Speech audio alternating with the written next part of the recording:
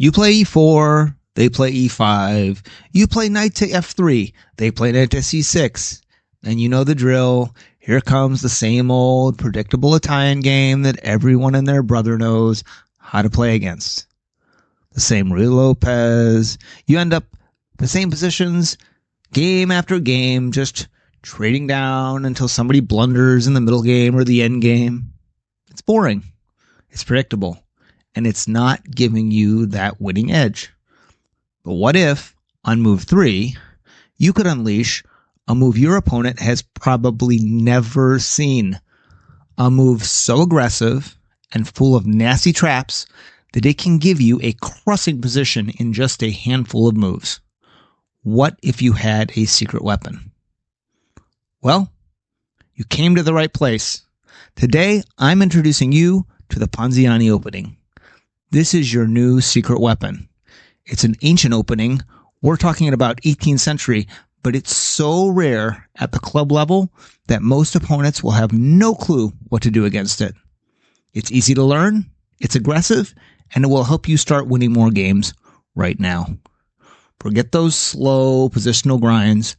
We're going for quick, decisive attacks. Okay, let's get to the board. The Ponziani Opening starts after e4, e5, then knight f3, and knight c6. Now, instead of playing the usual bishop to c4 or bishop to b5, we play a move that looks quiet, but is secretly incredibly ambitious. c3. I know what you're thinking. That doesn't develop a piece. That's way too slow. And you're right. It doesn't develop a piece, but it is anything but slow. It's all about preparation. The move, c3, is like laying a steel foundation for a giant skyscraper you're about to build right in the middle of the board.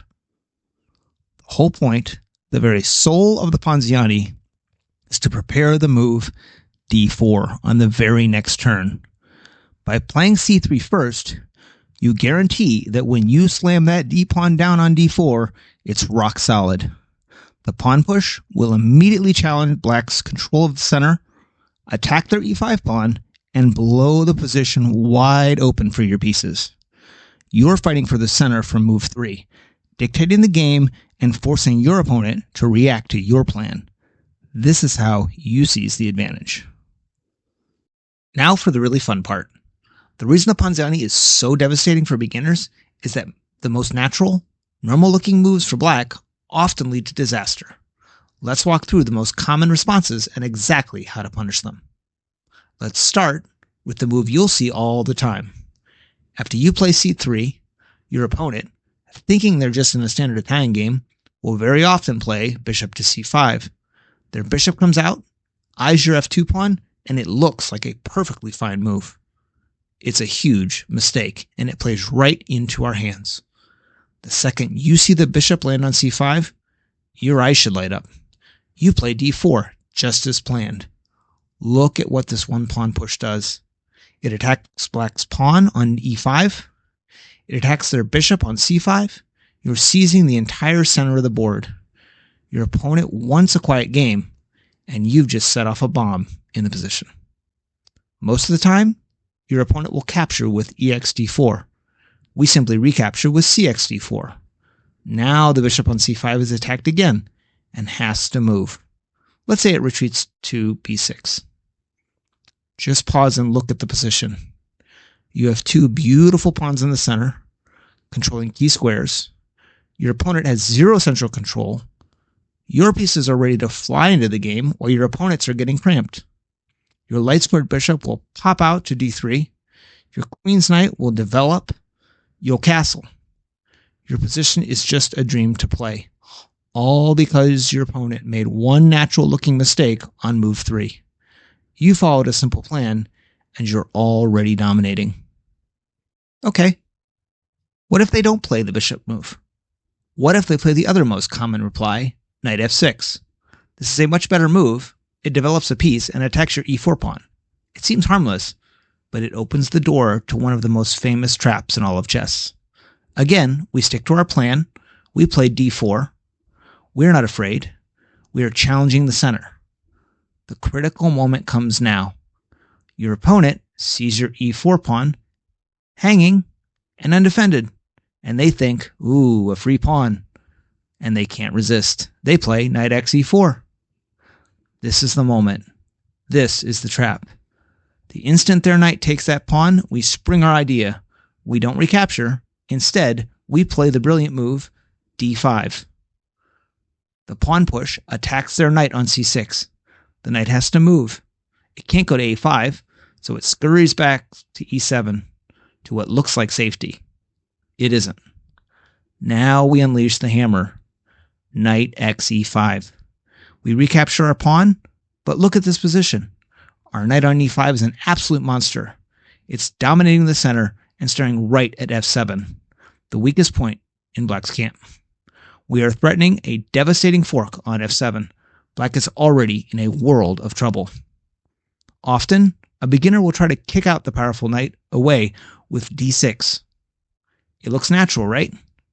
It opens a line for their bishop and attacks our knight. But this is the final mistake. It loses on the spot. We play the stunning move, bishop b5 check. This check forces a response. If they block with c6, we play dx c6. Their whole position crumbles. If they play bishop to d7, we just take it. And after the queen recaptures, their king is left in ruins. After bishop b5 check, most players at the club level will simply fall apart. This whole sequence is easy to remember. They take, you push, you take back, and you're winning. Another common trap in the Ponziani happens when your opponent decides to play d6 to free their light-squared bishop. This looks like a good move, but they have to be careful, because if they have an unprotected piece that has wandered to either the a file or the fourth rank, then you can hit them with the queen a4 check fork, and they have no way to avoid losing a piece. For example, in this position, if they play d6, we push our d-pawn, and they trade pawns in the center. They develop the newly freed bishop to g4, pinning our knight. Now we push our d-pawn, attacking their knight, and they instinctively jump their knight into the center to try and attack our pin knight. They've walked right into the trap, as now we play the deadly queen a4 check, which forks the king and the knight. They have to deal with the check, which means we get the knight for free and are completely winning. If you want to start landing attacks like this right out of the opening and watch your opponent squirm as early as move 5, then you know what to do. Hit that subscribe button. We're all about finding practical weapons to win more games, and you don't want to miss what's coming next. Now, you might be thinking, this is great against beginners, but what about a stronger opponent? It's a fair question, and that is why the Ponziani isn't just a cheap trick, it's a solid opening. A stronger player, or someone who's seen this before, will know that Black's best response is the immediate counterattack in the center, d5. This move strikes back before we can even finish building our center. It looks intimidating, but this is nothing to fear. In fact, you should be happy to see this move. You'll know the plan, and your opponent will be entering a tricky double-edged position where you are often more comfortable. Our main response here is the venomous move, queen to a4. This queen move does a few things. First, it sidesteps the tension. More importantly, it puts immediate pressure on Black by pinning the knight on c6 to the king on e8. That knight is suddenly a huge liability. Black can't just develop normally, they have to deal with this pin. A common response you'll see is f6 to defend the pawn. After they do this, we continue with our central strategy. We play exd5, they'll recapture queen xd5, and then we play d4. And just like that, we've achieved the Ponziani dream. We have our strong pawn center, their queen is a little awkward in the middle, and we can just calmly continue developing. We have a solid, pleasant advantage because we knew the ideas while our opponent was forced to react to our plan. Even against the best play, the Ponziani gives you a fantastic fighting game where you hold the initiative. And there you have it. The Ponziani Opening. It's your new secret weapon to take to the board.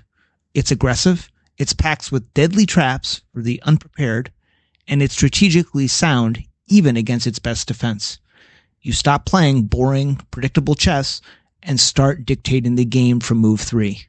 You build a massive center, you unleash sneaky attacks, and you punish the common, natural-looking moves that most of your opponents will play. So stop letting your opponents get comfortable. Stop playing their game. Add the Ponziani to your toolbox. Learn these core ideas and watch what happens. You'll be amazed at how many games you start dominating right from the start. All because you're the one setting the traps, not walking into them.